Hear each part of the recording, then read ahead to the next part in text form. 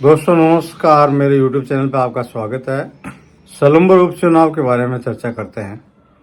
यहाँ जो सीट खाली हुई है अमृतलाल मीणा की मृत्यु होने के बाद में, तो यहाँ पर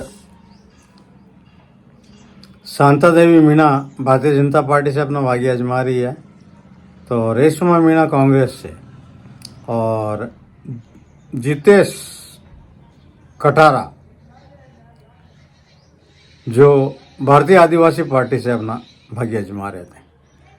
अगर जब 23 में जब चुनाव हुआ ये उस समय अगर देखा जाए तो अमृतलाल मीणा का यहाँ पलड़ा भारी था भारतीय जनता पार्टी का, वो जीते थे।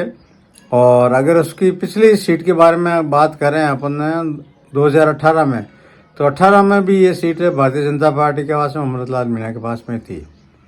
तो उस समय 2023 का जो चुनाव हुआ था, कांग्रेस के प्रत्याशी रघुवीर सिंह मीणा थे, तो वो 65,000 वोट लाने में कामयाब हुए और अमृतलाल मीणा भारतीय जनता पार्टी को 80,000 वोट मिले। दोनों के बीच की अगर देखा जाए तो 15,000 वोटों का यह फर्क था।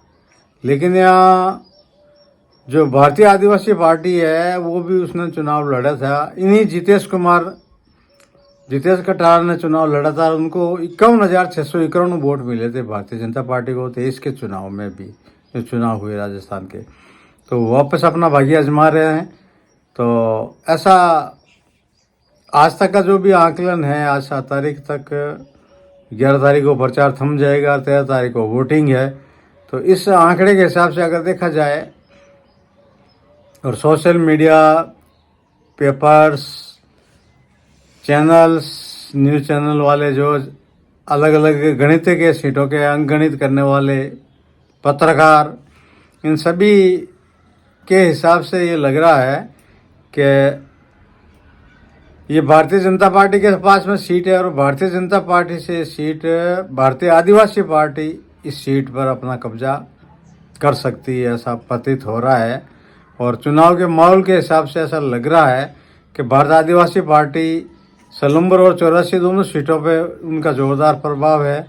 और जो देवली उनियारे की सीट है उस पर भी भारतीय आदिवासी पार्टी ने निर्दलीय उम्मीदवार नरेश मीणा को समर्थन दे रखा है। तो इस हिसाब से ऐसा प्रतीत हो रहा है कि सलूम्बर की सीट है।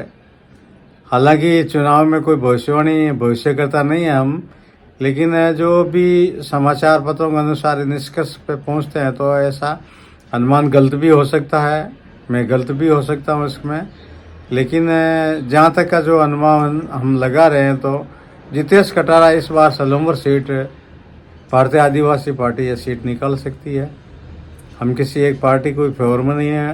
अमृतलाल मीणा, उनको भी हो सकता है सहानुभूति लहर चल जाए और उनको वोट मिल जाए भारतीय जनता पार्टी को। लेकिन अभी तक का सारा जो दिख रहा आंकड़ा, उस आंकड़े के अनुसार राजेश कटारा और राजकुमार रोत ने पूरा जोर लगा रखा है इन दोनों सीटों पे। देखते हैं क्या होता है। राजकुमार रोत का मेहनत, जो परिश्रम है, वो रंग लाती है और गुल खिलाती है। तो हो सकता है भारतीय आदिवासी पार्टी यहाँ परचम फहरा दे इस सीट पे, तो कोई अचरज की बात नहीं होगी। तो आपको वीडियो कैसा लगा, लाइक कीजिएगा, शेयर कीजिएगा और सब्सक्राइब कीजिएगा।